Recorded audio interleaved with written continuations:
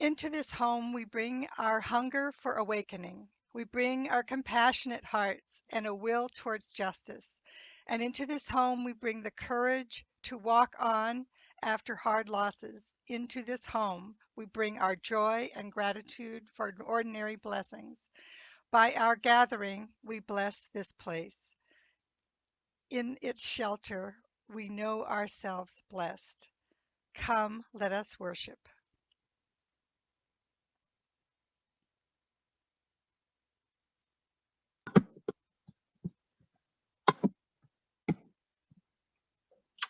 Good morning. Welcome to Mission Peak Unitarian Universalist Congregation. My name is Allison McDonald, and I'm a member of the board. We are so glad you joined us online this morning. Unitarian Universalism is a radically inclusive, non-doctrinal, non-dogmatic, open-minded, and open-hearted faith. We are a people who are all coming at truth from different paths. We gather together across different identities, experiences, and beliefs to affirm and promote the inherent worth of every person. Together, we see our job is to love the hate out of this world, heal the hurt in ourselves and one another, and to be the change we'd like to see in the world. We use the chat to share our joys and concerns, personal milestones of importance, which will be read aloud during the service. Maybe you're here for the first time. We've been reaching out and asking people to bring their friends because we think the world, especially now, needs some friendly places to gather and find encouragement and hope. We'll post a link to our weekly newsletter so you can see all the events coming up. We encourage you to join in to anything that speaks to you. We also will post this email if you'd like to have our weekly newsletter sent to you electronically. welcome@mpuuc.org. There are a few things coming up that we'd especially like to call your attention to. If you've been attending recently, you know the Committee on Ministry has been working hard helping us all develop a covenant that encourages us to live out our highest aspirations. The Committee on Ministry has released a draft based on all the congregation's input so far. Please look for the survey in the Week on the Peak and on the MPUC website. And I need to scroll down, sorry.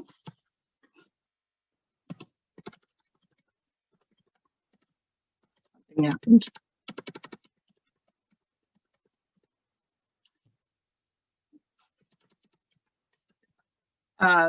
Please look for the survey so your feedback can help refine our covenant. Your feedback will be collected until March 16th. The Minister's Daytimer discussion this Thursday, March 4th at 10 a.m. will be on the topic of draft the covenant. So be sure to review the draft of the covenant and come with your thoughts, questions, concerns, hopes, and aspirations. The link to the conversation can be found on the Week on the Peak and on the MPUC events calendar online. Members and friends should have received an email with information about our upcoming canvas. Please read through the email and the accompanying links. We have a web page this year with detailed information about Canvas instead of mailing you out a big packet. I invite you to check that out as well. And if you have questions, please contact Melissa Holmes at treasurer@mpuuc.org.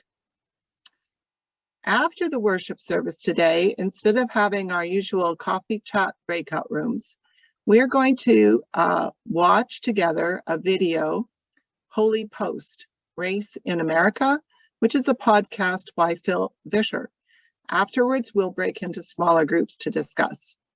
The worship host will give you more information about this immediately following the service. And finally, if you hear or see something in this morning's service that inspires you or makes you laugh or brings you hope, please tweet it or share it on social media or just tell a friend. We're trying to start a wave of love and justice with every gathering. And we also will be using the chat for feedback for the worship team as well, if you have comments to make. Thank you so much for joining us this morning.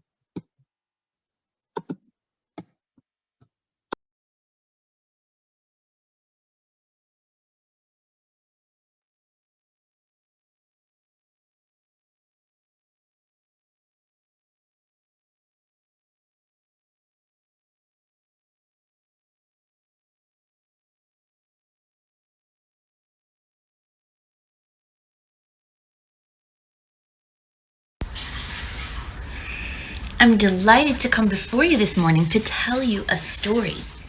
Most of you know that I teach piano, violin, and voice lessons. I opened my own studio in 2012 and tithed 10% of the income as a spiritual practice to express gratitude for the business, acknowledgement of my blessings, and faith in the universe that she'd continue to provide. Yet on May 5th, 2020, I lost not only my business, but everything. Home, car, finances, clothing, even my daughter. Everything I thought made me me was gone. How could it happen? I've struggled 12 years within a difficult marriage. The man knew I was delighted in the few plants growing in our barren garden. Yet he would take a stick and beat them to death. It became so bad I finally fought back. Literally. Someone called the cops. Instead of helping, they took me to the psych ward. My husband filed a restraining order. So I couldn't go home without police supervision, and only for a few minutes. I got some clothes, my tech, and my purse. When I looked through it, I discovered he'd stolen my car keys and canceled the credit cards. Friends fed me, took me in, and clothed my growing belly, since I was pregnant. My parents paid for lawyers. Preschool buddies kept an eye on Evelyn so that they could report back to me. You'd think this would have been the lowest point in my life. Instead, it began the best time of all. I had more joy and faith and friends than ever before. I began each new day so deeply grateful for the basics: health and freedom, journals to write in, tech to connect with loved ones, and especially my ability to stay in touch with all the folks here at Mission Peak. Mission Peak was the source of almost every good thing in my life, even before this all went down. Your music healed me, your dedication to the unhoused and hungry inspired me, your attention to progress on race-based social justice issues fired me up. When we moved to the condo in August, friends literally filled it with their love. 90% of what we have came from others, and 75% from yous in particular. When I had nothing of my own, your tender, loving care transformed me into a vector of abundance and joy. I've been able to feed so many people, donate our extras to folks more in need, participate in the Black Lives Matter and ARO, create and contribute so much more music, and basically do and be more than previous years combined. When I finally began receiving spousal support, I continued the 10% tithe, sending it right back to Mission Peak. And now that almost everything I have is specifically from you as individuals, how could I not continue to support all the work you do? I hope that you realize how truly incredible this congregation is and how priceless the love you send out into the world. Your service, time, talents, and financial contributions are transforming more lives than you even know. Please join me in utilizing your own tithe as an act of faith. The so-called sacrifice of finances is actually an act of gratitude and celebration that proves our devotion to one another and dedication to our bright and beautiful dreams of building a more stable congregation within a more perfect world.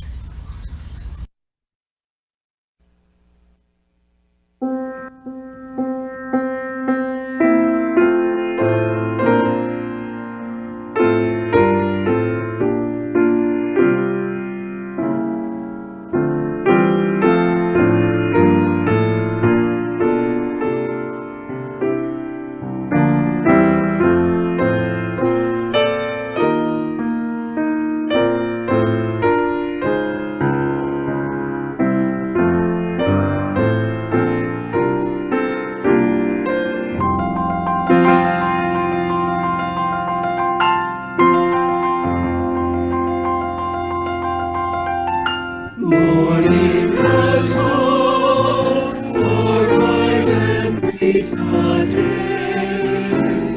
Dance with joy and sing a song of gladness.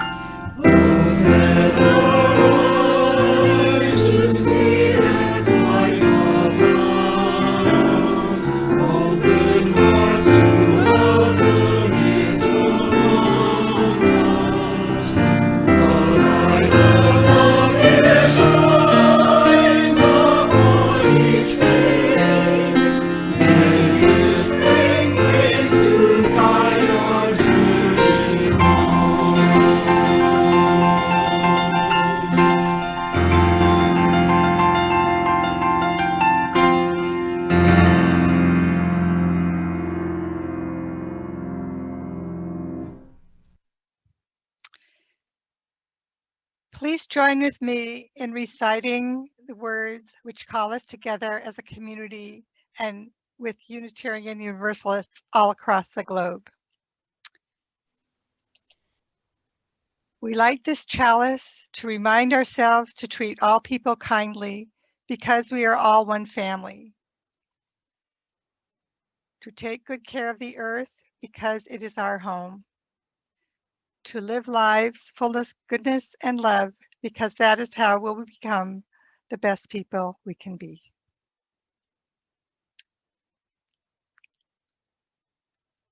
There you go.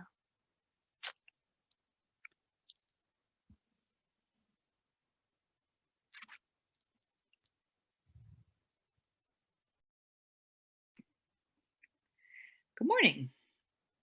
I'm excited to share a story with you this morning. I will be reading excerpts from R is for Reparations, Young Activists Speaking Their Truth, which is written by the Global African Congress Nova Scotia chapter with the Book in a Day Children. Here are the authors. A is for Africa. Africa is where Black people are from. Africa is where all people come from.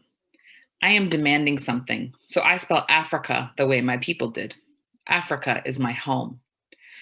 When I say Africa, I think of Africville. When I think of Africville, I think of what was taken. We were robbed. They took our lives, our food, our money, our uncles. A is for activism. I am active for Africa. I am active for reparations. Ashe. B is for Black people. Strong, beautiful Black people with beautiful hair. We want to be. We want to be treated as humans. Being human means not being treated like animals. Being together, being safe, being happy, not being afraid of anything. We want to be free, not being judged by the color of our skin. No barriers, no bad words, and no banning immigrants. No more building walls between people. No bullying. Everyone belongs. I belong and I want my things back. Ashe. C is for cause. I have a cause. Countless children who look like me are crying. That's a crime. We demand money, food, home, and family. Criminals stole our families and our languages. They came with dogs, and we got robbed and cheated. We had to work without pay in the sun. We are children of God, children of the sea and children of the earth. We are a community that will continue. We will cause you to care. Ashe. D is for demand. As an activist, I am determined to demand reparations for damage done to my people. You must do something when someone makes you do something without a return. When someone treats you like dirt or puts you in danger, then you discover what you are made of. Do we want to give up? Sometimes, maybe, but we have the determination to do the right thing. If we work together, we will get the work done quicker. Ashe.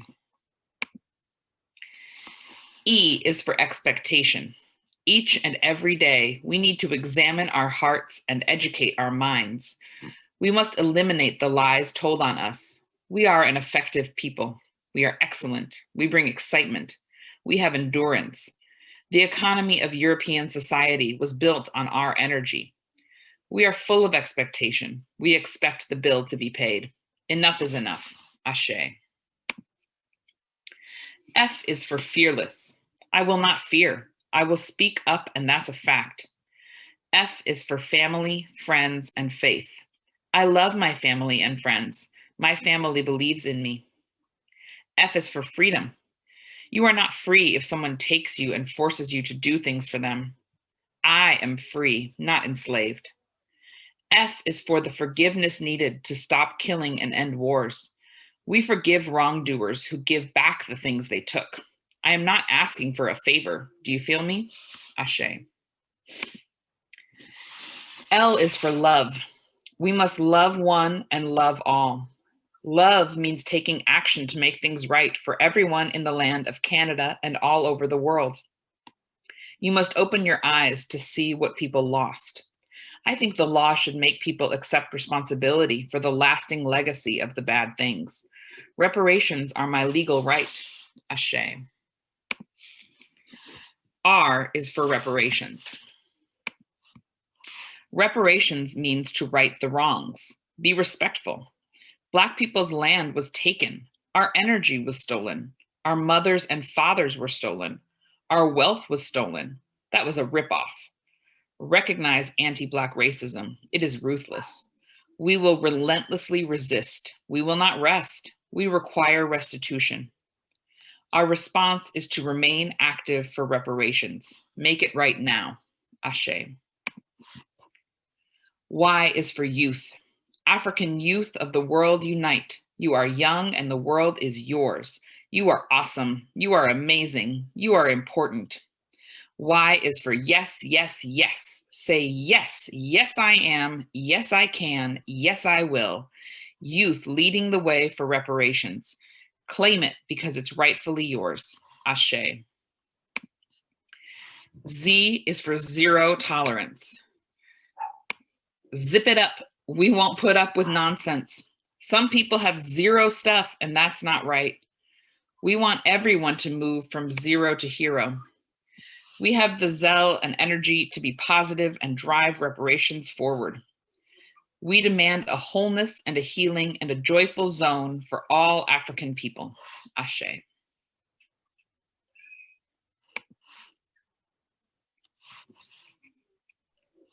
Oh, Zed, thank you, Allison. We come together every Sunday and all throughout the week for more than ourselves. We come to support one another and the ministries that infuse worth and dignity into our children, our youth, our programs of learning and leadership, and our ministries in the larger world, including our efforts towards anti-racism and anti-oppression. Please make a contribution towards these worthy causes by mailing your check to Mission Peak UU Congregation at the address which will appear on your screen. And you can also use the bill pay option in your online banking or drop your check to the Mission Peak mail slot or pay online with a debit card. Thank you for supporting and sustaining the efforts of our members and friends. Your contributions make loving, learning, and leadership more possible.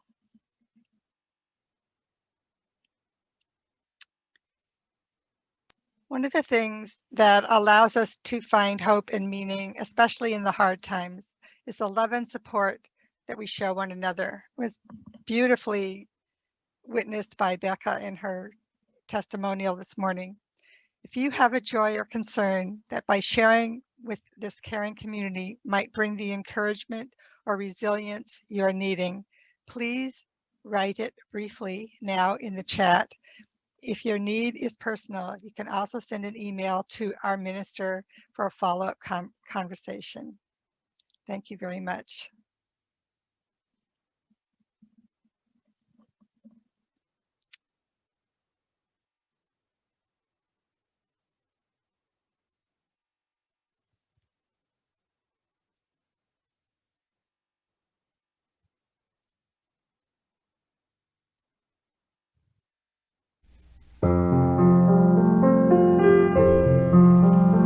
Of such a dream, of such a dream, of such a dream, of such a dream, of such a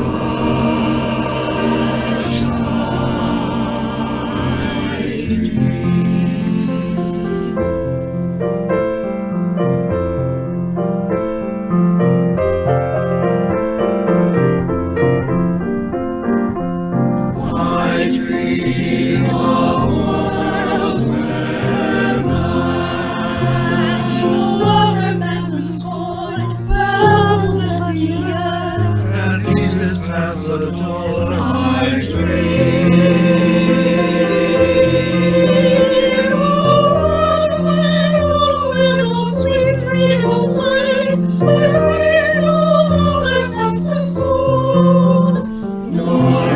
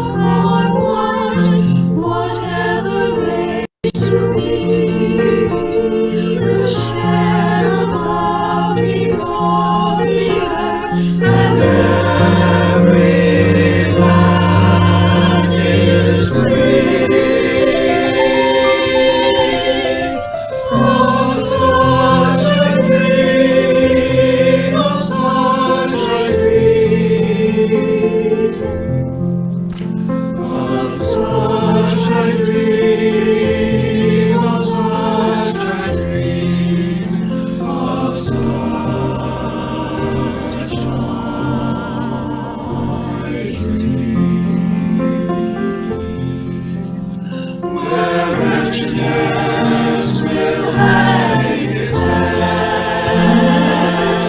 and joy like a pearl attends the needs of all mankind.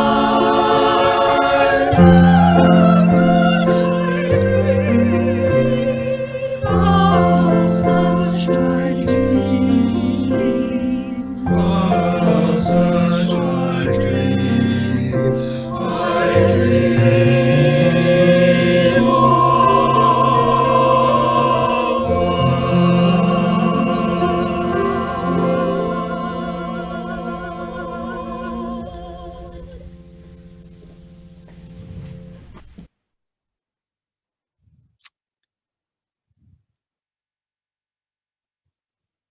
Please join me in the spirit of prayer and meditation.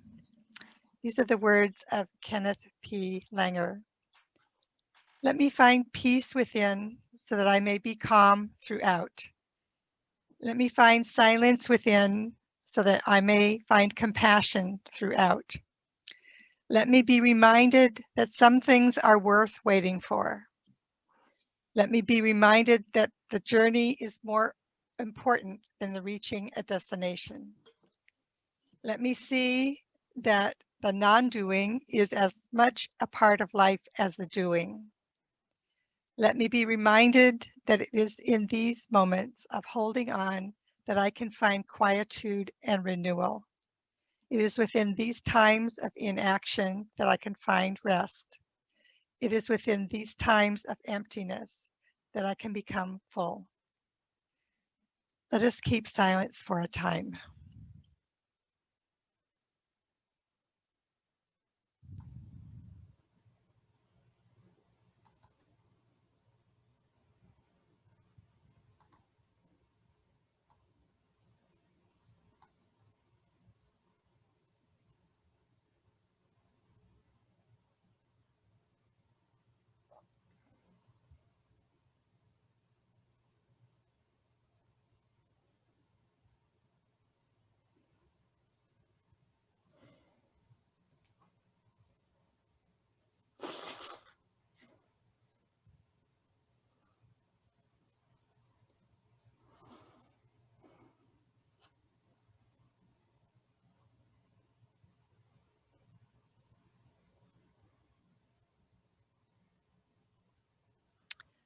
Amen.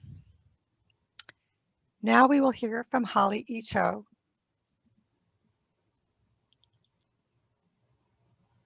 The Anti-Racism, Anti-Oppression Task Force, known as ARO, officially started at the end of last June as a result of a special congregation meeting where we voted to make anti-racism and anti-oppression education and action a priority for the coming year. But this wasn't the first time Mission Peak had a task force related to racial justice. Back in 2006, at the Unitarian Universalists Association, the UUA, General Assembly, a charge was made to all UU congregations to initiate an effort related to anti-racism, and Mission Peak responded by creating the Racial Awareness and Diversity Group. That group was known as RAD. Our meetings were probably the first time that I had actually talked with other people about race. As we continued meeting and looking at programs through the UUA, we learned about a new program called Building the World We Dream About and applied to be one of the initial congregations to pilot the program. We started on this 12-month, 24-session program the end of 2007. I was part of the initial participants, and it helped in building my awareness of white privilege. But I ended up leaving the course when the intensity of the program became too much for me during my busy work schedule, and quite a few others dropped out as well, though a few of our existing members did manage to complete this long, demanding course. Since then, we've had individual services, workshops, and book reads based on anti-racism, including last year's work on the book White Fragility with Reverend Joe, which opened up more about the systemic nature of racism and that it's not just about individual acts. At the denominational level, this had become a major source of conflict and a number of new resolutions. It was also at last year's congregation meeting that we decided to put up the Black Lives Matter banner. That had been discussed off and on for a few years. As you know, the banner was defaced a few months later and another one quickly replaced it.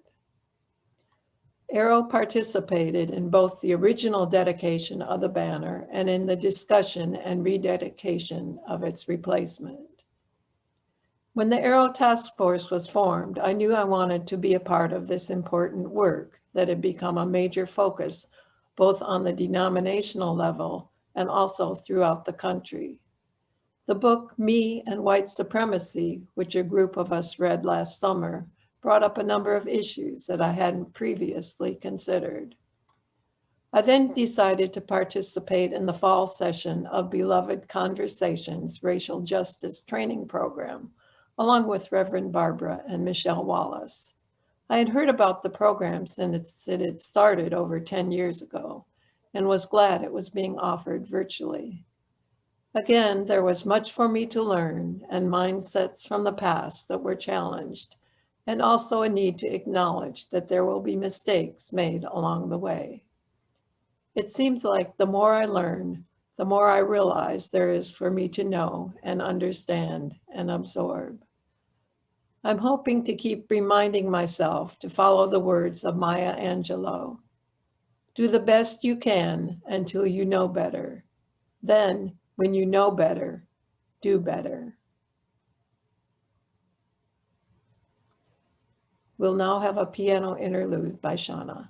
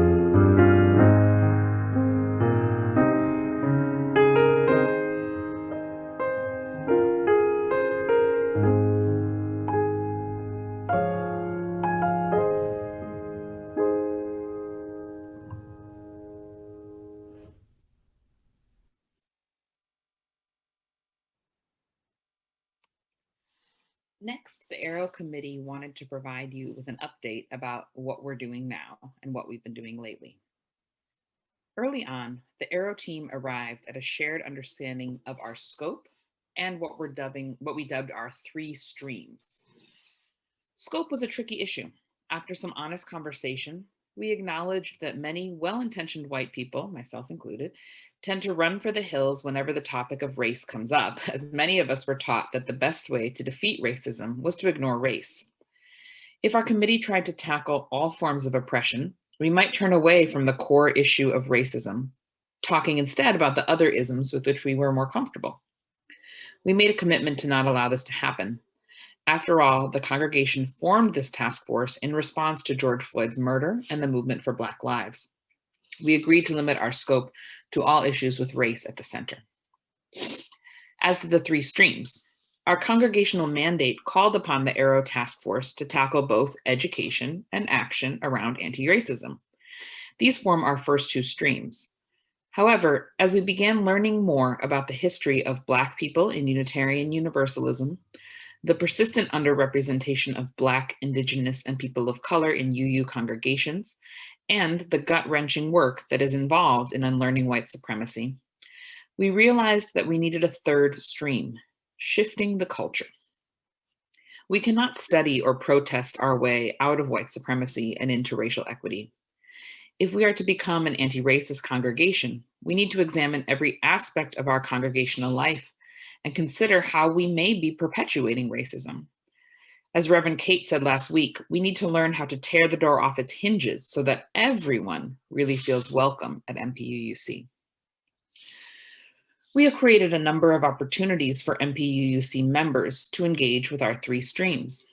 Our goal is to offer both broad and deep access points so that all members may have many chances to learn and do something about racism.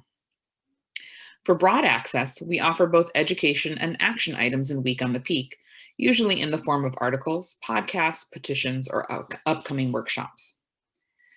Sometimes we know we want to go deeper than just skimming an article.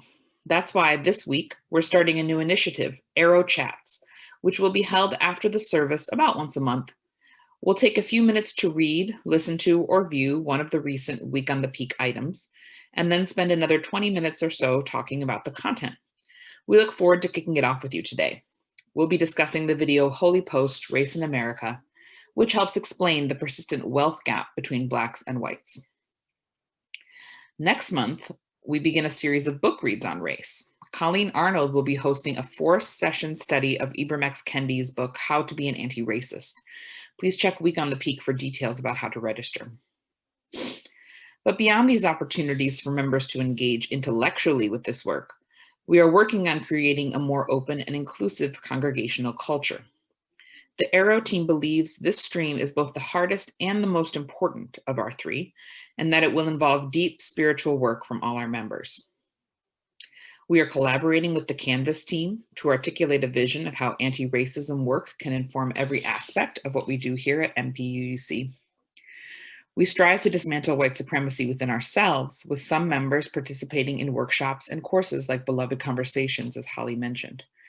We encourage members to join us in these opportunities and expect to offer some here at MPUUC in the future. Under the leadership of Kathy Bain, we have created a virtual community for Black, Indigenous, and people of color in our congregation, known as Safe Space. We have also launched a website called Safe Space to highlight the diversity in our community by sharing the stories of BIPOC MPUUC members. And we continue to plan future ARO work, particularly how MPUUC can enact the UUA's Widening the Circle recommendations, and how we can participate in action that repairs past harms, both of which Kathy will address in the next segment. We'll now have another musical interlude.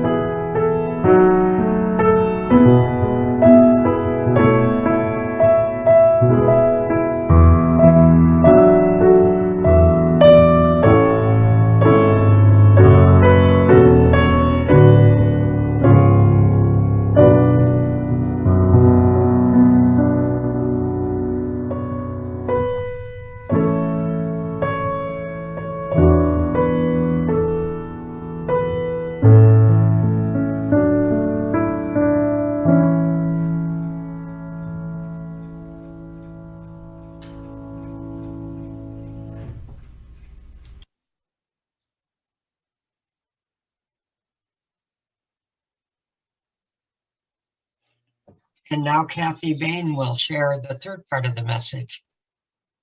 Good morning. We at ARO are continuing to work toward anti-racism and anti-oppression in ourselves and in our community. We plan to work with our congregation on widening the circle of concern, which is the recommendations of the UUA's Commission on Institutional Change, to create a denominational roadmap for our entire congregation to participate. We will be helping Mission Peak UU committees and councils find sections of widening the circle of concern that are relevant to their goals. We work to educate ourselves with book reads, including Ibram X. Kendi's How to Be an Anti-Racist and The Color of Law by Richard Rothstein to help us understand the history of legally enforced racism and segregation and help both white congregants and congregants of color become more anti-racist. We are looking at educating ourselves about the 8th principle of UU, which is about dismantling white supremacy in ourselves and in our institutions and has been adopted by other UU congregations. We are working on reparative justice for people of color, with special attention to the harm done to Indigenous and Black peoples. The first step is to acknowledge the debt owed and the harm we have done. We have previously discussed harm done to Indigenous people in our book read, An Indigenous Peoples' History of the U.S., as well as reparative justice in Sonoriete Land Trust in our previous Mission Peak UU service. Our debt to African Americans includes contributions of culture, music, language, art, religion, food, science, math, and artistry. In addition to the unimaginable cruelty of slavery, it acknowledges that slaves built a large amount of the infrastructure and the wealth of the US, Europe, and the Caribbean. The following is quoted and distilled from several sources, including Harper's Magazine, National Geographic, Pew Research, and Britannical Encyclopedia. African Americans built the Capitol, the White House, Thomas Jefferson's estate at Monticello, and other presidential estates. Slaves repaired, reinforced, and built parts of Fort Sumter. Harvard, Columbia, Princeton, and Yale were funded by profits from slavery. Slaves built many of the buildings at dozens of colleges, including the University of Mississippi, UNC, and the University of Virginia. Slaves also served the university faculties and students.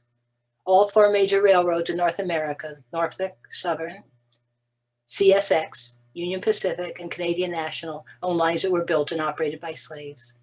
Lehman Dorr and Company, who later founded Lehman Brothers Bank, was one of those who made a fortune from financing a slave-built railroad.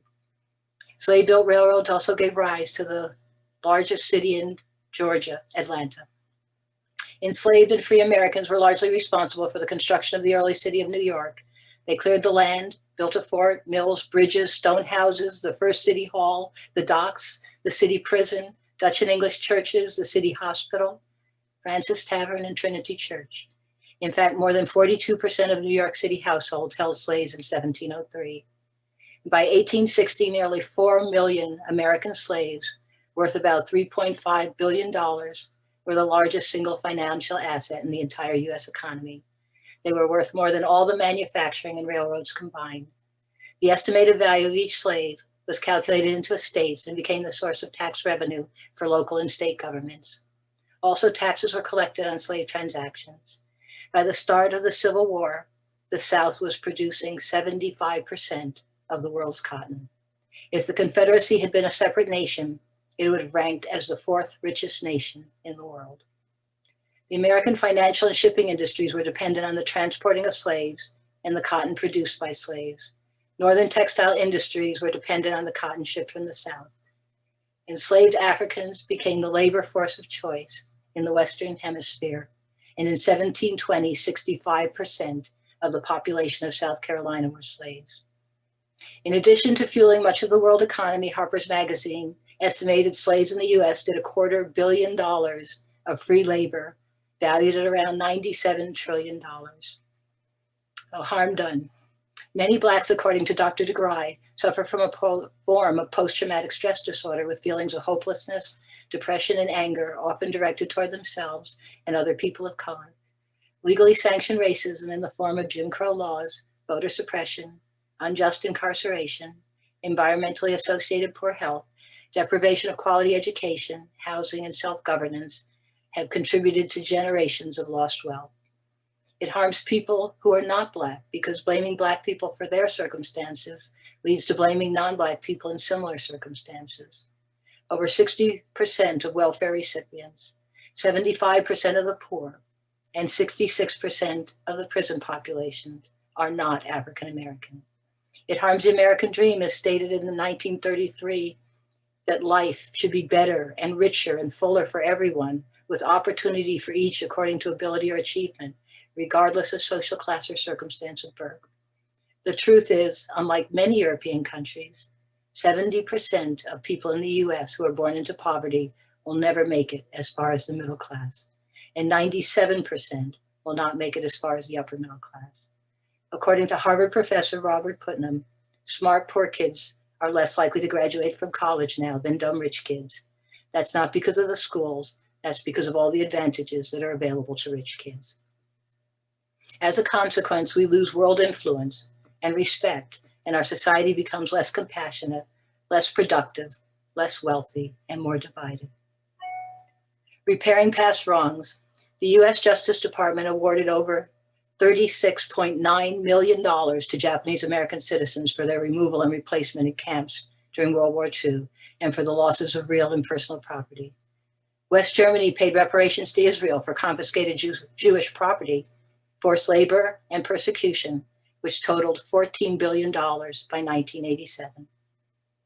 As part of widening the circle of concern, the UUA has written in part, any discussion on reparations must begin with an acknowledgement of the ongoing genocide, oppression, and exploitation of Black people, Indigenous people, and people of color. The UUA suggests that they should invest in researching the best reparations platform from existing international, national, and local models. Locally in our congregation, we are looking at supporting a group that is promoting and providing home ownership, as well as education on wealth building to African Americans in the Bay Area. We plan to share the plate with this group next Sunday. We hope you can join us in sharing the plate next week with the Community Housing Development Corporation. And please consider joining ARO. We could use your ideas, your open heart, and your passion. Thank you.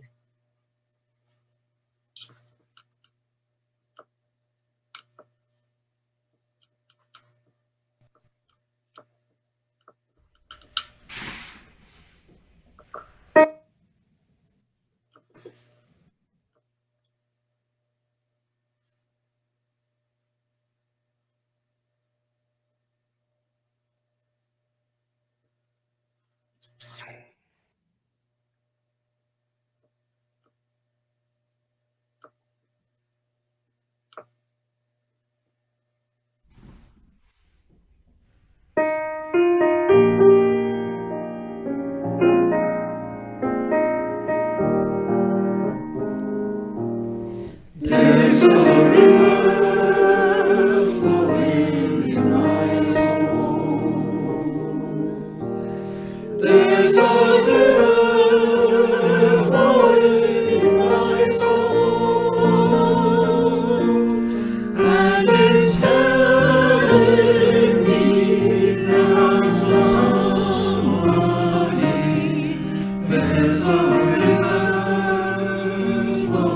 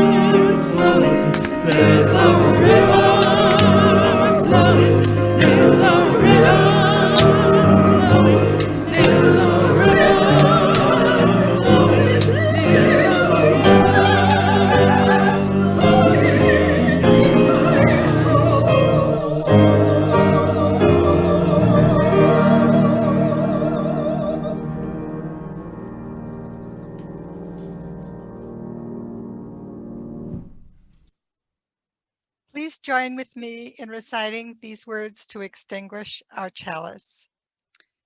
We extinguish this flame, but not the light of truth, the warmth of community, or the fire of commitment. These we carry in our hearts until we are together again.